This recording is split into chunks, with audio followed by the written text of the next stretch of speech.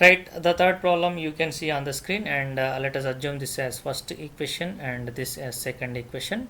So from first equation, if you transpose this y towards right, you can write x is equals to 3 plus y by 3.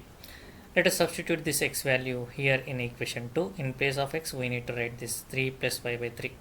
So we have written here. Now 3 times, so 3 into 3 plus y minus 3y.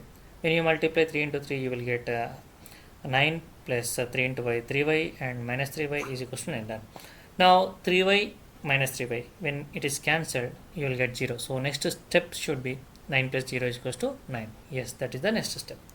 Now 9 plus 0 is nothing but 9, and 9 is equals to 9 will be true for all the values of x. Means whatever the value will take x, then both the equation will get same answers. That is the reason there are infinitely many solutions we have for the given two equations. Hope you got good clarity on this solution.